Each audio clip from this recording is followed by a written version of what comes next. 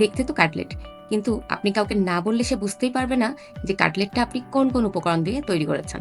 আমি এখানে প্রথমে মিডিয়াম সাইজের একটি শসার ২টি মুখ খুব সুন্দরভাবে কেটে নিয়েছি, যাতে শসাতে কোনো তেতো ভাব না থাকে।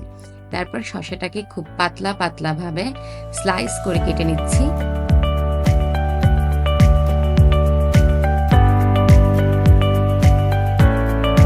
দেখুন কাটারের সাহায্যে কত সুন্দরভাবে পাতলা করে কাটা যাচ্ছে।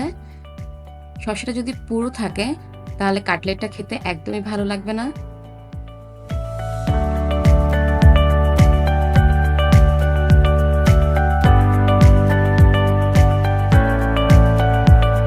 এরপর একটা বোলের ভিতরে আমি কেটে রাখা শসাগুলোকে নিয়ে নিচ্ছি।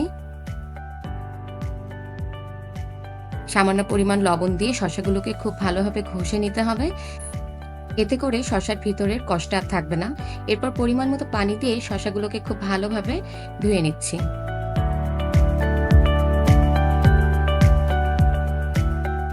শসাগুলোকে হাতের তালুর সাহায্যে খুব ভালোভাবে চেপে চেপে শসার পানিগুলোকে বের করে নিচ্ছি, যাতে এক্সট্রা পানি শসার ভিতরে আর না থাকে।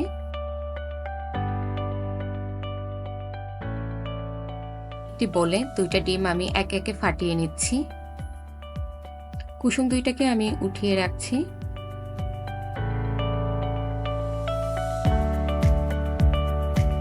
এরপর সাদা অংশে সামান্য পরিমাণ লবণ দিয়ে খুব ভালোভাবে ফেটিয়ে এইরকম একটা ফোম তৈরি করে নিচ্ছি। একটি বলে ১ কাপ ময়দা, স্বাদমতো লবণ, মাসালা পাউডার, চিলি ফ্লেক্স সবগুলো উপকরণ খুব ভালোভাবে মিশিয়ে নিচ্ছি। এ পর্যায়ে এর ভিতরে দিয়ে দিচ্ছি কেটে রাখা শসার টুকরাগুলো।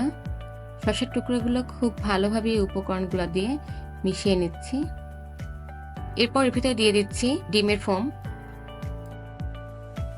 সবগুলো উপকরণ একসাথে মাখিয়ে নিচ্ছি।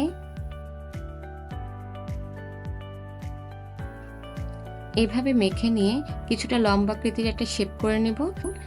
ব্রেড ক্রাম্বসের ভিতরে দিয়ে খুব ভালোভাবে চারিপাশ মাখিয়ে নিতে হবে। এইভাবে আমি একটু একটু করে কাটলেটগুলো তৈরি করে নিয়েছি। এরপর ফ্রাই প্যানে হালকা গরম তেলের ভিতরে একে একে কাটলেটগুলোকে আমি ছেড়ে দিচ্ছি।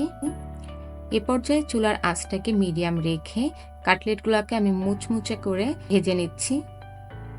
দেখেই বোঝা যাচ্ছে কাটলেটগুলো কতটা ক্রিস্পি হয়েছে। তৈরি হয়ে গেল আমার ডিম আর শসার কাটলেট। সন্ধ্যার নাস্তা কিংবা মেহমানদারি সস দিয়ে গরম গরম পরিবেশন করলে সবাই আপনার তারিফ করবেই।